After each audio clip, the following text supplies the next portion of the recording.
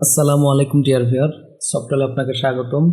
এই ভিডিওতে আমরা দেখব কিভাবে ইমেজ ট্যাগ ইউজ করে আইএমজি ট্যাগ ইউজ করে আমরা বিভিন্ন পিকচারকে আমাদের ওয়েবসাইটে শো করাতে পারি। সেই সাথে আইএমজি ট্যাগের বিভিন্ন অ্যাট্রিবিউট ইউজ করে আমরা আমাদের পিকচারটিকে বিভিন্নভাবে কন্ট্রোল করতে পারি। পূর্বের ভিডিওতে আমি মার্কিউ ট্যাগের কাজ দেখিয়েছি। মূলত মার্কিউ ট্যাগকে যে 14ভাবে ইউজ করা যায় সেই বিষয়টি আমি দেখিয়েছি। ভিডিওটি চেক করে না থাকলে চেক করবেন। তো শুরুতেই আমি সাবলাইম টেক্সটে ওপেন করছি। খেয়াল করুন, এই যে ওয়েব ডেভেলপমেন্ট ফোল্ডারটি আমার এখানে আছে। তো আমি এখানে একটি ফাইল তৈরি করব। তো ফাইল তৈরি করার জন্য নিউ ফাইল আমি টাইপ করলাম img.html Ctrl S, ওকে, HTML ট্যাব। এখানে আমরা একটি শিরোনাম দিয়ে রাখি পিকচার গ্যালারি বা ফটো গ্যালারি বলে তারা ভালো হতো, ফটো গ্যালারি। ওকে, তো আমরা ইউজ করব আইএমজি ট্যাগ। আইএমজি এর ওপেনিং আছে কিন্তু ক্লোজিং নেই। এরপরে আমরা ইউজ করব এসআরসি। মূলত এই জায়গাটাতেই আমরা আমাদের পিকচার ইউজ করব, অর্থাৎ এসআরসির ভ্যালু হিসাবে আমরা পিকচারের নামটি ইউজ করব। তো তার আগে আমাদের যেই কাজটি করতে হবে, খেয়াল করুন, এখানে আমি কোনো পিকচার এখনো আনিনি। তো শুরুতেই আমাদের যে কাজটি করতে হবে, যেই পিকচার নিয়ে আমরা কাজ করব বা যেই পিকচারগুলো নিয়ে আমরা কাজ করব, সেই পিকচারগুলোকে আমাদের এই ফোল্ডারে আনতে হবে। এই যে আমার ওয়েব ডেভেলপমেন্ট ফোল্ডার, এখানে আনতে হবে। তো চলুন আমরা কিছু পিকচার নিয়ে আসি। পিকচার্স আমি এখান থেকে সবগুলোই নিলাম। এই যে আমি আমার ফোল্ডারে, অর্থাৎ ওয়েব ডেভেলপমেন্ট ফোল্ডারে পিকচারগুলো রেখে দিলাম। ওকে, এখন আমি শুরুতেই আমার এই পিকচারটি দেখাই। তো পিকচারটির নাম হচ্ছে 1.jpg। আমি লিখলাম 1.jpg, Ctrl S। এখন যদি আমরা খেয়াল করি যে আমার আইএমজি ফাইলটিতে ডাবল ক্লিক করি, তাহলে দেখতে পাবো আমার পিকচারটি চলে আসছে। আমরা অবশ্য চাইলে এখান থেকেও রাইট ক্লিক করে ওপেনিং ব্রাউজার করে পিকচারটি আনতে পারতাম। তো এই ক্ষেত্রে খেয়াল করুন, আমার পিকচারটি অনেক বড় হয়ে আসছে, কিন্তু আমরা চাচ্ছি না পিকচারটি যদি একটু ছোট হয়ে আসতো তাহলে আমার জন্য ভালো হতো। তো আমি কি করি, ওয়েট দেব, অর্থাৎ ওয়েট অ্যাট্রিবিউট ইউজ করে আমরা এখানে চাইলে পার্সেন্টেজও দিতে পারি। ওয়েট অ্যাট্রিবিউট ইউজ করে আমরা এখানে চাইলে পার্সেন্টেজও দিতে পারি। যেমন আমি 25% যদি দিই, তাহলে আমাদের ব্রাউজারের 25%, অর্থাৎ আমার এই উইন্ডোর 25% ইউজ করবো। ওকে, Ctrl S, রিলোড। খেয়াল করুন, এখানে 25% ইউজ হয়েছে। এখন একইভাবে যদি আমরা পার্সেন্টেজ ইউজ না করে পিকজেল ইউজ করতে চাই, তাহলে আমরা বলবো আমরা যে কোনো পিকজেল দিতে পারি সংখ্যায়। যেমন আমি 400 বললাম বা 300 বললাম, না আমি 500 দিলাম। তো আমরা যত পিকজেল দিব মূলত পিকচারটি ততটুকু জায়গা দখল করবে। যেহেতু আমরা উইডথ দিছি, আমি এখানে যদি 200 দেই, খেয়াল করুন, এই যে পিকচারটি আমার ছোট হয়ে গেছে। না আমি এখানে দিতে চাচ্ছি 500 বা 600। খেয়াল করুন, এই যে 600 পিক্সেল পর্যন্ত আসছে। এইটা ডিপেন্ড করে যে পিকচারটি আপনার উইন্ডোর কতটুকু জায়গা জুড়ে দেখাবে। একইভাবে আমরা এই যে আমাদের পিকচারগুলো এখানে যে ওয়েব ডেভেলপমেন্ট ফোল্ডারে আনা আছে, সেগুলো কিন্তু আমরা এখান থেকে দেখতে পাচ্ছি যে এগুলো মূলত আমার পিকচার। এই যে এখানেও পিকচার আছে। তো এই জায়গায় আমরা আরও একটি বিষয় দেখব। খেয়াল করুন, আমরা এখানে পিকচারের নাম দিছি 1 2 3 4 5। এখন অনেক সময় হয় কি যে আমরা পিকচারটা ডাউনলোড করে হুবহু সেই পিকচারটি আমরা আমাদের ওয়েবসাইটে অ্যাড করি। হ্যাঁ, তা করা যাবে। তাহলে আমরা এখানে আরও একটি আইএমজি ট্যাগ দিলাম, আইএমজি এসআরসি। এরপরে এখন এই জায়গায় ধরে নিন আমি এই পিকচারটির নাম দেব। এখন এই পিকচারটি যদি আমরা টাইপ করতে যাই, টাইপ করতে গেলে সেক্ষেত্রে কিন্তু আমাদের নামের বানান বা স্পেলিং ভুল হতে পারে। আর কোনোভাবে একটু স্পেলিং যদি ভুল হয় তাহলে কিন্তু আমাদের পিকচারটি আসবে না। তাই আমরা যে কাজটি করব, এখান থেকে পিকচারের নামটি আমরা রিনেম করে নেব। এখান থেকেও নিতে পারি বা এখানেও আমরা যদি এই যে right click rename, just Ctrl C দিয়ে এন্টার দিয়ে তারপরে আমি এটা কেটে দিই। এই যে পিকচারের নামটি এখানে দিয়ে দিলাম। খেয়াল করুন, Ctrl S, এখন এত বড় নাম টাইপ করতে গেলে কিন্তু অনেক সময় আমার ভুল হতে পারে। ধরে নেন যে আমি এই স্পেসটি দেইনি, কন্ট্রোল-এস। এখন যদি আমরা ফাইলটি ওপেন করি, খেয়াল করুন আমার ওই পিকচারটি আসেনি, এই যে পিকচার যে আসেনি তা এইটা দেখে আমরা বুঝবো। এখন তাই আমরা যে কাজটি করব যে এইভাবে হাতে টাইপ না করে আমি আবার আমার স্পেলিংটি ঠিক করে দিলাম। এখন যদি আমরা রিলোড দিই, দেখুন পিকচারটি আমার চলে আসছে। তো তাহলে আমরা যেই বিষয়টি খেয়াল রাখবো যে পিকচারের নামের ক্ষেত্রে আমরা সবসময় চেষ্টা করব তাকে রিনেম করে, যদি পিকচারটির নাম বড় হয় তাহলে তাকে রিনেম করে আমরা নিয়ে আসার চেষ্টা করব। খেয়াল করুন আমাদের এই পিকচারটি কিন্তু অনেক বড় হয়ে আসছে, এই যে। তো একইভাবে আমরা আগের মতো করে এখানে কি দিয়ে দিলাম, বললাম উইথ, আমি বললাম 700 পিক্সেল, সরি এখানে পিক্সেল না, শুধু 700 দিলেই হবে। ওকে, রিলোড। এই যে খেয়াল করুন পিকচারটি আমার অনেক বড় হয়েছে। এখন এই জায়গায় একটু বিষয়, সেটা হচ্ছে যে আমি এই পিকচারটি মনে করেন 600 দিলাম, কন্ট্রোল-এস। খেয়াল করুন এইটা কিন্তু হাইটে অনেক বড় হয়েছে, অথচ উইথে এইটার সমানই হয়েছে। এখন এই হাইট উইথ বিষয়টা ডিপেন্ড করে, আমরা কোনো পিকচারের ক্ষেত্রে যদি শুধু উইথ ইউজ করি তাহলে কি হবে, ওই পিকচারটি তার রেশিও অনুসারে হাইটটি নিয়ে নেবে। আবার যদি আমরা শুধু হাইট ইউজ করি তাহলে পিকচারটি রেশিও অনুসারে তার উইথটি নিয়ে নেবে। এতে কী হবে, পিকচারটি ফেটে যাবে না বা কম্প্রেসড হবে না। খেয়াল করুন আমরা কিন্তু চাইলে এইভাবে হাইটটাকেও কন্ট্রোল করতে পারি। যেমন এইটার ক্ষেত্রে মনে করেন আমি হাইট দিলাম, এখানে আমরা বললাম হাইট অ্যাট্রিবিউট, বললাম 400, কন্ট্রোল-এস। খেয়াল করুন এটা একটু বেড়ে গেছে, প্রয়োজনে আমি আরও একটু কমিয়ে দিই, 350, কন্ট্রোল-এস। এই যে এখন এইটাকেও যদি আমরা 350 দিই তাহলে কিন্তু আমার ওইটার সমান হয়ে আসবে। আমি এখানে 350 দিলাম, কন্ট্রোল-এস, রিলোড। এই যে খেয়াল করুন এখন কিন্তু দুইটাই সমান হয়ে গেছে। তো এক্ষেত্রে উইথ হাইট যদি একসাথে দেওয়া হয় অনেক সময় পিকচার কম্প্রেসড হয়ে যেতে পারে বা ফেটে যেতে পারে, সমস্যা নেই, আমরা আমাদের প্রয়োজনে ইউজ করতে পারি। তবে বেটার হয় নয় হাইট ইউজ করা, না হয় উইথ ইউজ করা। খেয়াল করুন এখানে যদি আমরা শুধু হাইট ইউজ করি, এখানেও শুধু হাইট ইউজ করি, খেয়াল করুন আমার পিকচারটি ফাটবে না। এই যে দেখুন হাইট 350 পিক্সেল, হাইট 300, কিন্তু এখানে কি ঘটছে দেখুন, এইটার উইথটি কিন্তু অনেক বড় হয়েছে, এটা কিন্তু আবার ছোট হয়েছে।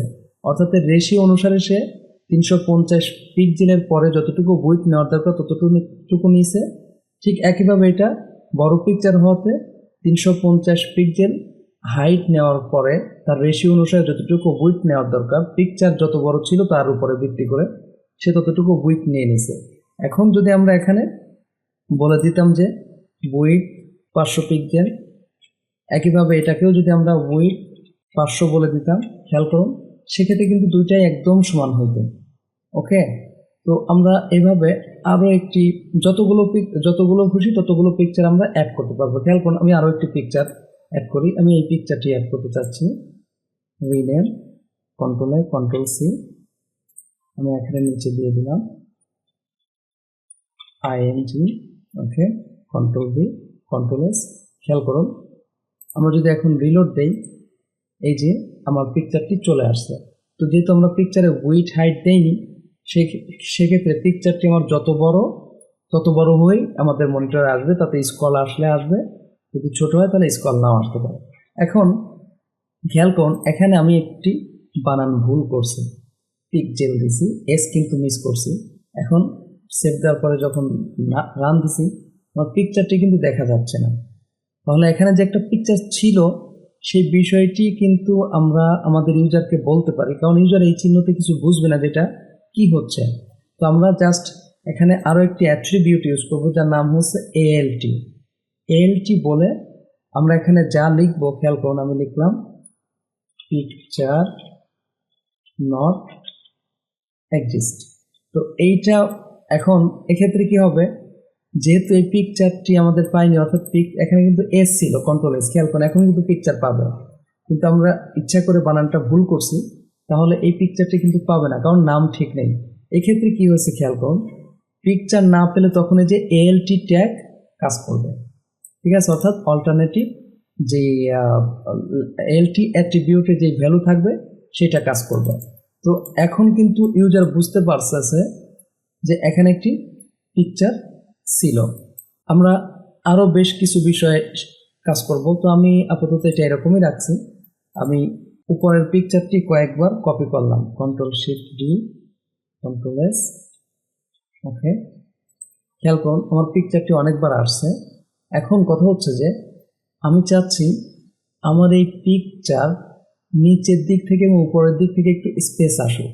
তার জন্য আমরা পিকচারে ভি স্পেস নামক একটি অ্যাট্রিবিউট ইউজ করতে পারবো, নাম হচ্ছে ভি স্পেস। এখন ভি স্পেস বলতে বোঝায় ভার্টিক্যাল স্পেস, অর্থাৎ উপরে নিচে স্পেস হবে, টপ বটম। তো আমি এখানে বললাম 50 পিক্সেল, Ctrl+S। খেয়াল করুন এই যে এই পিকচারটির উপরে নিচে 50 পিক্সেল হয়েছে, এগুলো নিচে নেমে গেছে আমাদের। ওগুলোতেও যদি আমরা দিয়ে দিই তাহলে একই কাজ করবে, সমান তালে আসবে। বললাম 50 পিক্সেল, খেয়াল করুন 50 পিক্সেল হয়েছে। ওকে, এটাকে আমি বললাম ভি স্পেস 20 পিক্সেল। খেয়াল করুন এই পিকচারটি কত হয়েছে, 20 পিক্সেল হয়েছে। তো মূলত সে এই পিকচারে, আমরা যে কোনো পিকচারে ভি স্পেস দেওয়ার কারণে সে পুরো জায়গাটা খালি করে ফেলছে। তাই এইটার জন্য 20 পিক্সেল এই জায়গা থেকে কাউন্ট হয়েছে, অর্থাৎ এই ভি স্পেস এটাতে দেওয়া আছে 50, এই 50 পিক্সেলের পরে 20 পিক্সেল কাউন্ট হয়েছে। আবার নিচের দিকে খেয়াল করুন, নিচের দিকে সে কিন্তু আবার ঠিক রাখছে, এখানে 20 পিক্সেল নিচে। তো আমি যদি এখানে আবার 50 পিক্সেল দিতাম তাহলে কিন্তু ঠিক হতো, কিন্তু এখানে যদি আবার 70 পিক্সেল দিই, খেয়াল করুন 70 পিক্সেল দিলে কিন্তু এইগুলো নিচে, খেয়াল করুন এই যে এগুলো কিন্তু নিচে নেমে আসছে, কারণ 70 পিক্সেল হওয়ার কারণে এই যে নিচের 70 উপরের 70 দেখুন এগুলো নিচে নেমে আসছে। যাই হোক, আমরা সৌন্দর্য বজায় রাখার জন্য আপাতত 50 পিক্সেল দিলাম। তো আমরা কি দেখতে পেলাম যে এদিকেও 50, এদিকেও 50, আমার 3টা পিকচারে আছে। এখন আমরা চাচ্ছি যে এই পিকচারগুলো একে অপরের সাথে লেগে আছে। তো আমরা যদি চাই যে না আমার পিকচারটি একে অপরের সাথে লেগে থাকবে না, তাহলে আমরা যেই কাজটা করব, এখানে আমরা স্পেস ইউজ করব, তার নাম হচ্ছে এইচ স্পেস। আমি উপর থেকে ইউজ করি, আমরা বললাম এইচ স্পেস। তো এইচ স্পেসে যেটা যা হবে, এইচ মানে হরিজন্টাল স্পেস, এখানে আমি বললাম 30। খেয়াল করুন এই যে প্রথম পিকচারটিতে কি হবে, তাহলে এই সাইডেও 30 পিক্সেল হবে, এই সাইডেও 30 পিক্সেল সে স্পেস নিয়ে নেবে। আমরা রিলোড দিই, খেয়াল করুন এইটাতে কিন্তু নেয়নি, কারণ এটাতে আমরা এখনো এইচ স্পেস দিইনি, যার কারণে যেটাতে দিয়েছি সেটাতে আমরা পেয়েছি। এখন এইটাতে যদি আমরা এইচ স্পেস দিই, খেয়াল করুন এইচ স্পেস আমরা বললাম 30, Ctrl+S, রিলোড। খেয়াল করুন এখন এই জায়গায় কিন্তু স্পেস একটু বেশি হয়েছে, কারণ এইটার 30 এবং এইটার 30 এই দুইটা মিলে কিন্তু এখানে 60 পিক্সেল হয়ে গেছে।